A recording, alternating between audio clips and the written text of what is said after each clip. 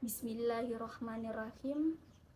Alhamdulillahirabbil alamin wassalatu wassalamu ala asyrafil anbiya'i wal mursalin sayyidina wa maulana Muhammadin wa ala alihi wa ashabihi ajmain amma ba'd.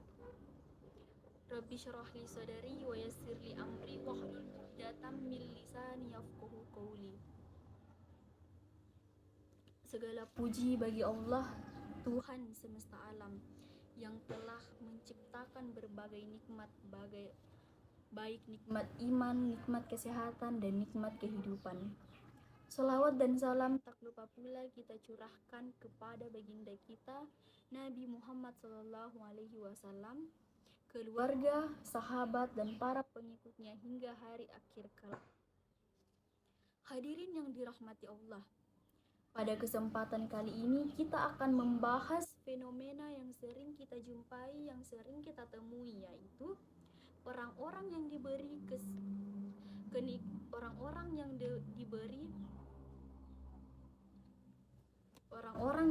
kekayaan melimpah namun tidak melaksanakan sholat. Mungkin kita bertanya-tanya, apakah nikmat tersebut nikmat atau ujian? Apakah kekayaan tersebut nikmat atau ujian? Pertama-tama kita perlu tahu bahwa harta dalam pandangan Islam bukan hanya sekedar nikmat duniawi, melainkan hal yang harus dipertanggungjawabkan dan amanah yang harus dijaga. Teman-teman sekalian, sholat adalah tiang agama. Rasulullah SAW pernah bersabda, barang siapa yang melaksanakan sholat maka dia menegakkan agama, dan barang siapa yang meninggalkan sholat maka dia merobohkan agama. Hadis riwayat Bukhari dan Muslim.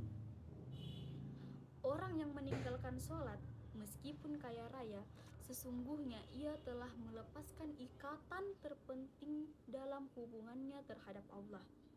Sholat adalah bentuk syukur tertinggi seorang hamba kepada Tuhannya. Allah yang telah memberikan berbagai kekayaan, kesehatan, dan kehidupan tentu berhak untuk mendapatkan ketaatan dan ibadah kita. Bagaimana mungkin seorang bisa bersyukur atas nikmat harta jika melaksanakan sholat saja ia tidak mampu? Jika seseorang diberi kekayaan tetapi tidak sholat, itu bukanlah nikmat, melainkan ujian yang sangat besar. Al-Quran memberikan banyak kisah tentang orang-orang yang diberi kekayaan namun tidak melaksanakan sholat.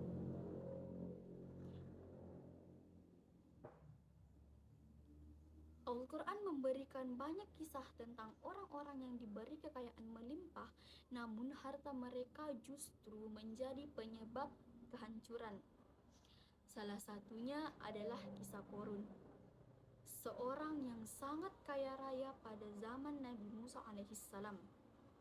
Qorun menjadi sombong dan merasa bahwa harta kekayaannya adalah hasil usahanya sendiri. Hingga pada akhirnya Qorun bersama dengan harta bendanya Allah hancurkan, Allah menenggelamkannya bersama dengan harta bendanya. Kisah ini menjadi peringatan bagi kita semua bahwa kekayaan yang tidak disyukuri dan digunakan untuk beribadah kepada Allah hanya akan menjadi bencana baik di dunia maupun di akhirat. Hadirin yang dimuliakan Allah, tidak ada salahnya menjadi kaya. Islam tidak melarang umatnya untuk mencari kekayaan. Namun, kekayaan harus diimbangi dengan ketaatan kepada Allah. Kekayaan yang diberkahi adalah kekayaan yang digunakan untuk memperbanyak amal, mendirikan sholat, membantu sesama, dan mencari ridha Allah. Oleh karena itu, marilah kita bersama-sama meningkatkan ketaatan kepada Allah.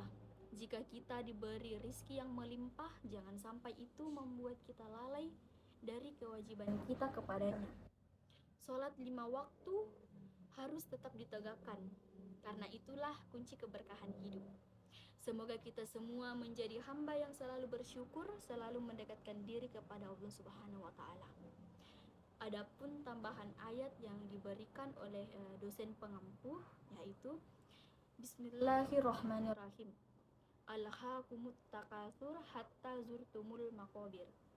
Ayat ini telah ditafsirkan oleh Kementerian Agama Republik Indonesia. Dalam ayat ini Allah mengungkapkan bahwa manusia sibuk bermegah-megahan dengan harta, teman, dan pengikut yang banyak, sehingga melalaikannya dari kegiatan beramal. Mereka asik dengan berbicara saja, terpedaya oleh keturunan mereka dan teman sejawat, tanpa memikirkan amal perbuatan yang bermanfaat untuk diri dan keluarga mereka. Pada ayat kedua, Allah menjelaskan keadaan bermegah-megah di antara manusia atau dengan usaha untuk memiliki lebih banyak dari orang lain akan terus berlanjut hingga mereka masuk ke liang kubur. Dengan demikian, mereka telah menyanyiakan umur untuk hal yang tidak berfaedah, baik dalam hidup di dunia maupun untuk kehidupan di akhirat. Baik, itulah ceramah yang bisa saya sampaikan pada kesempatan kali ini. Adapun lebihnya datangnya dari Allah Subhanahu wa taala dan kurangnya datangnya dari saya sendiri. Saya Nur Alisa dengan NIM 2301030026. Saya akhiri dengan ucapan Wassalamualaikum warahmatullahi wabarakatuh.